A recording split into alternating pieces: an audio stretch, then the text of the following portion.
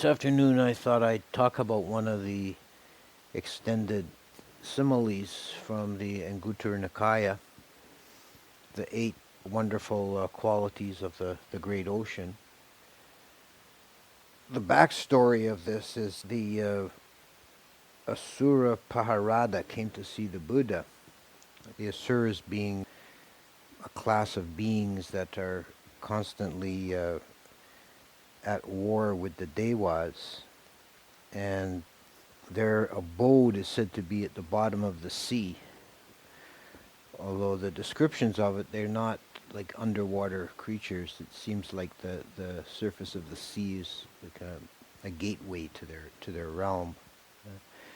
And Paharada comes to see the Buddha, and before it gets into more serious discussion, they sort of making conversation, and the Buddha says, "Is it true that the Asuras delight in the ocean?" And Paharada says, "Yes, we take great delight in the ocean." And the commentary to that passage says they set up pavilions and sheds by the seashore and go in and out and enjoy themselves. So sort of like beachfront property. That they have a place where they go for relaxation. And the Buddha goes on, what are the qualities of the great ocean in which the Asuras delight? And Paharada lists 8 wonderful and marvelous qualities of the great ocean. And after he gives that, the Buddha then says, there are also these 8 wonderful and marvelous qualities of the Dhamma Vinaya. And he takes each one of the qualities and uses it as a simile for some quality of the Dhamma Vinaya. So the 8 wonderful and marvelous qualities of the great ocean, first of all, the ocean slopes and inclines gradually. It doesn't fall off to a sudden precipice. And it's to be recalled here with these 8 wonderful and marvelous qualities. The reference is actually to the ocean at the base of Mount Sinnaru. It's not the. You can find places in the ordinary geography of the world where there's sudden continental shelves and so on, but the Mount Sinnaru slopes gradually into the ocean, and this is where the Asuras lived. So this is the first marvelous quality, that it slopes gradually and gets always deeper without ever being a sudden drop. The second wonderful and marvelous quality of the great ocean is that it never overflows its bounds. The third quality of the great ocean is that it does not tolerate a corpse. If there's a dead body in the ocean, it will be expelled and thrown onto the shore. The fourth quality of the great ocean is that although all these rivers like the Ganges and the Yamuna and all the great rivers of the world drain into the great ocean, once they enter the ocean, they're no longer known as Ganges water or Yamuna water. They're all just ocean water.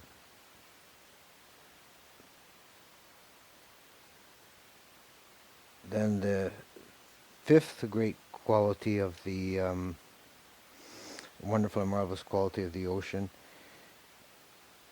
is that although the rivers flow into the ocean and the rain falls on the ocean, it always keeps the same level.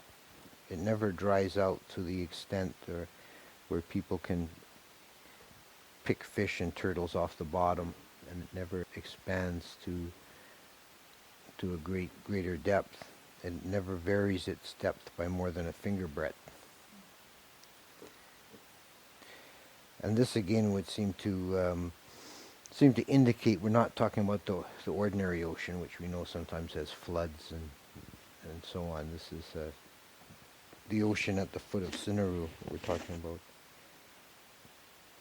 Then the next quality of the great ocean is that it has one taste, the taste of salt. And the seventh quality of the great ocean is that in the great ocean there are found many marvelous and wonderful jewels and gems, sapphires and rubies and beryls and diamonds and gold and silver are found at the bottom of the sea.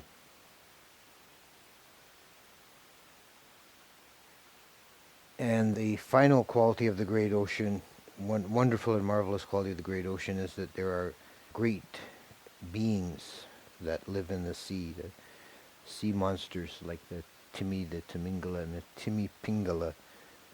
They're sea monsters that are hundreds of yojanas long, and there's one passage that says that the Timis feed on seaweed, the Timingalas feed on Timis, and the Timipimingalas feed on Timi. Well, what is it? Timingalas. I'm getting tongue-tied. There's also in the Thai text, the three worlds according to King Roong. It said at the end of time, when the sun dries out the world, the great fire will be started when that'll consume Mount Sinaru and all the rest of the earth will be started when these great sea monsters dry out and their oily bodies catch fire.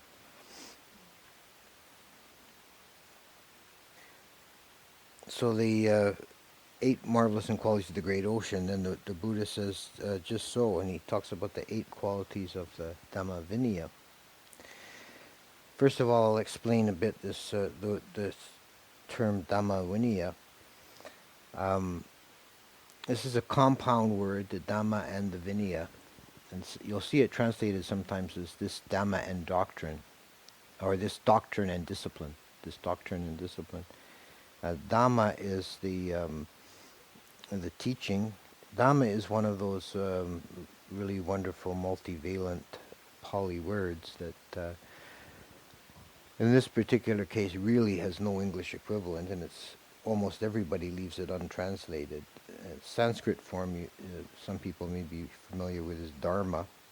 The Dhamma is the teaching, is the truth, is the norm. In another sense, the same word, Dhamma, just means a thing, an object. An object of consciousness is a Dhamma. But and in English, that in modern usage, you'll see books that will distinguish between the two usages by capitalizing Dhamma as the Dhamma. But Pali doesn't have a convention of capitalization, so that it's really the same word, Dhamma and Dhamma. But in this context, it means the teachings, the teachings of the Buddha. And Vinaya is the rules and procedures for the bhikkhus. This is the organizational structure of the order. And the two together signify what we would call the Buddhist religion in Dhamma Vinaya. There's another word that is sasana, or Buddha sasana, which also indicates what we would call the Buddhist religion, which means more as a living entity, whereas Dhamma Vinaya is sort of an idea, is the structure behind it, the concept. So the totality of the Buddha's teaching is the Dhamma Vinaya, and it has these 8 wonderful and marvelous qualities. Just as the ocean slopes gradually and doesn't have any precipices, so the Dhamma Vinaya proceeds by gradual training, and there's no sudden precipice. This particular point has raised some discussion because there are in in the Theravada understanding of how the process of awakening proceeds, there are four definite moments, the four stages of awakening, beginning with stream entry and culminating in arahantship. There are these definite moments, but the training, the process is gradual. It's moment by moment purification of the being. That as we practice the morality and practice meditation and develop wisdom, it proceeds gradually. I heard one of our Ajahns talking about this, and he said the way he interprets it is, it's like you're digging through with a shovel. You're digging through the wall of a dike holding back water, and every shovelful is the same. It feels the same, but the last one breaks through and lets the water out. But it's still, each shovelful feels the same.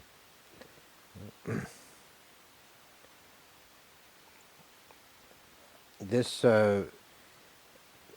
varied interpretation of this passage also has a parallel much later in Buddhist history. In the Zen tradition, one of the major splits is between sudden enlightenment and gradual enlightenment.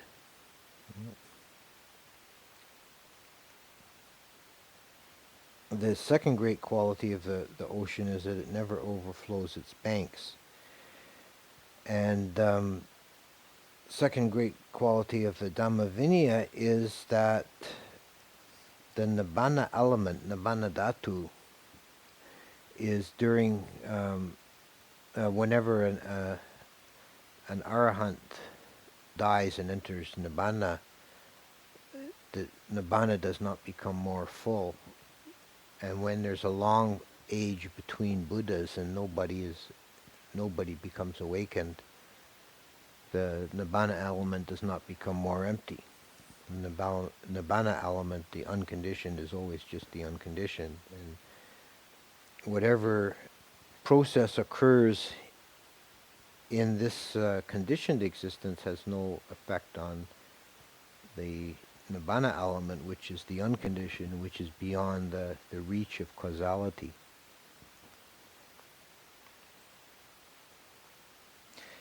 The third quality of the great ocean is that it doesn't tolerate a corpse. If there's a dead body in the ocean, it's thrown to the banks.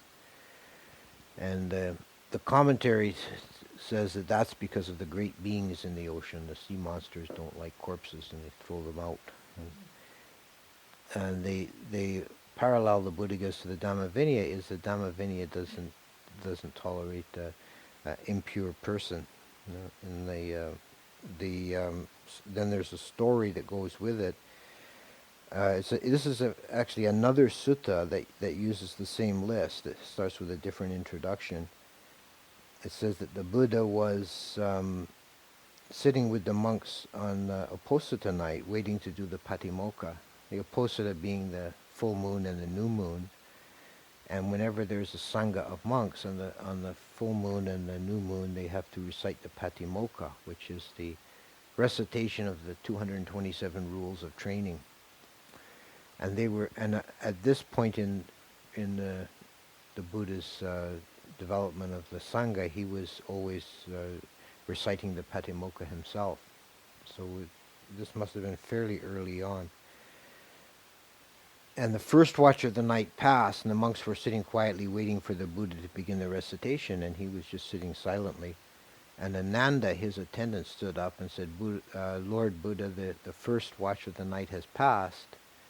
The monks are waiting for the recitation. And he sat down, and the Buddha still kept quiet. And then second watch of the night passed, and Ananda stood up and said, Lord, the monks are waiting patiently for the recitation of the Patimokkha, and the second watch has passed. And the Buddha said nothing. And then the third watch of the night passed, and it's almost dawn. And Ananda stands up a third time and says, Lord Buddha, there's no... the monks are waiting patiently for the recitation of the Patimokkha. And still the Buddha remained silent. So Moggallana, the chief disciple with psychic powers, he examined with his mind what's the problem with, and he realized there was an impure person in the assembly, meaning some monk who had broken one of the major rules and not confessed it. He was perhaps parajika, which means he had broken one of the four most serious rules and needed to be expelled, and or he was sanghadasesa, which meant he broke one of the 13 second most serious category of rules and hadn't confessed. So he and he's not entitled to sit in the patimokkha until he's finished a probation. So Moggallana then approaches that fellow and says, "Sir, you are not qualified to sit in this assembly. Would you please leave?" And the fellow said nothing, and Moggallana repeated it again and a third time, and still the fellow said nothing. And so Moggallana picked him up bodily by the arm and threw him out the door and bolted the door. And then the Buddha said, "It's astounding that unclean fellow waited until he was dragged out by the arm." And then he gave the recitation of the Patimokkha. And then after the recitation of the Patimokkha, he then repeated the same sutta on the eight marvelous qualities of the Buddha, of the Buddha's Dhamma Vinaya. So the quality of not of the ocean of not tolerating a corpse, and of the Dhamma Vinaya of not retaining an impure person. And then the quality of the great ocean is the rivers that flow into the great ocean all become just the ocean. The water's no longer Ganges water or Yamuna water or Indus water. So it is in the Buddha's Sangha, people came to ordain into the Sangha from the Brahmin caste, from the Kshatriya caste, from the Vaishya caste, and from the Sudra caste. You know, the four great castes of India, and even outcasts and foreign-born, and they all came and ordained in the Buddhist order. And then after that, the distinction of caste was ignored. There's no distinction. They all just bhikkhus. There's one story is particularly nice in this way, is that when four of the Buddha's cousins, who the Buddha himself had been born into the Khattiya caste, the warrior noble caste, the highest caste, you know, the nobility. Four of his cousins came to ordain after he had visited Rajagaha, and they brought their barber with him to shave their heads.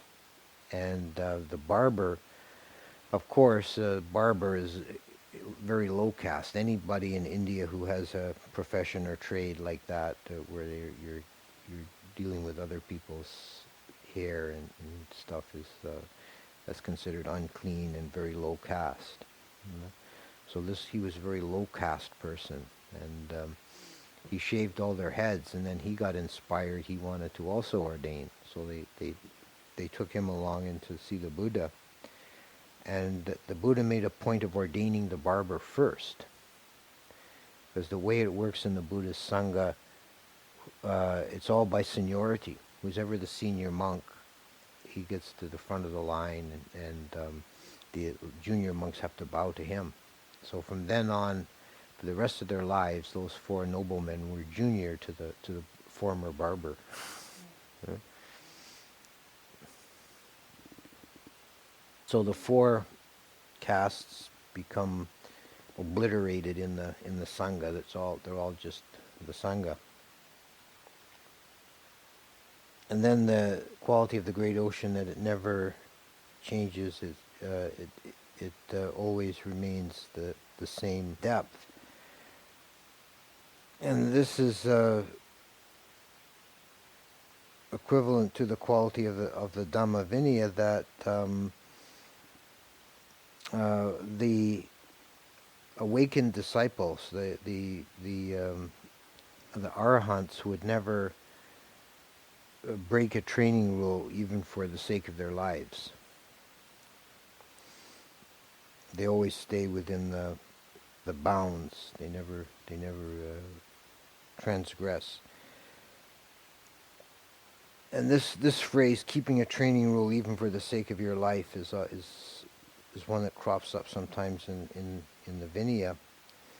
There's a story told in the Visuddhimagga to give an illustration of a bhikkhu who kept the training rules even at the risk of his own life. It said that a bhikkhu was traveling in a remote area of India when there was a famine and he couldn't get any food, and he went several days without finding any. No one gave him any food for several days, and so he sat down to rest under a mango tree, and someone came along eventually and gave him some mangoes to eat, and marveled that you're sitting here under this tree surrounded by ownerless mangoes.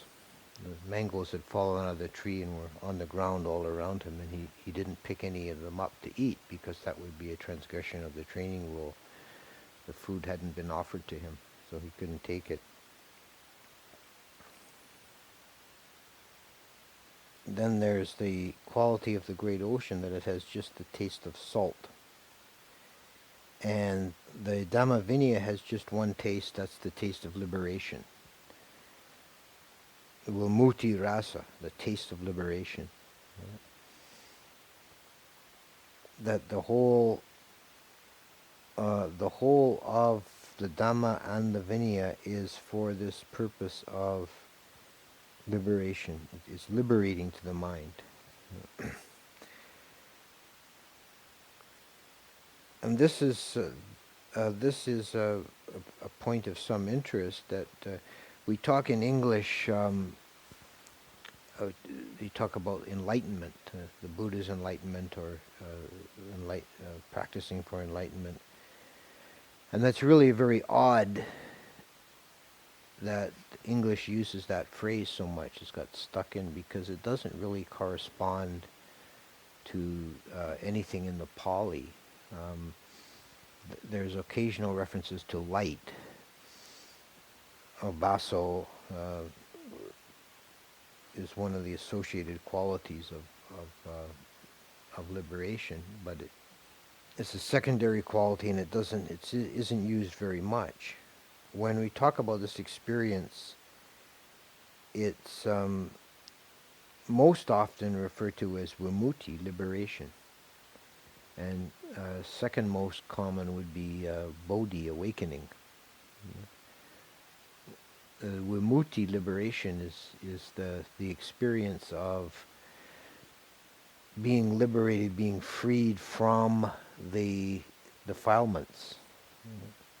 Then the mind is able to realize its natural state, its primordial state, when it's not bound by the defiling qualities of greed, hatred, and delusion. So everything in the teaching has this taste of liberation.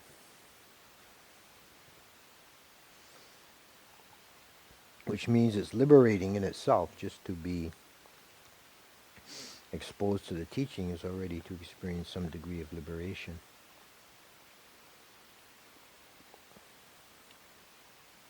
And just as the great ocean has is full of jewels and gems and precious things, so the Dhamma has these precious things, and the Buddha lists the Bodhipaka Dhammas, the various qualities, the 7 enlightenment factors, the 5 faculties, the Eightfold Noble Path, and so on. There's altogether 57 of these. They're the qualities that bring the mind to a state of liberation, to a state of awakening. And these are the precious gems of the Dhamma.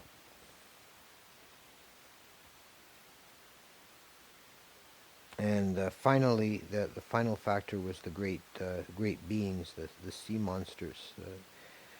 So as the ocean has great beings, so does the Dhammavinaya has beings of the stream winners, the non-returners, the once returners, the non-returners, and the arahants. They're the great beings of the Dhammavinaya.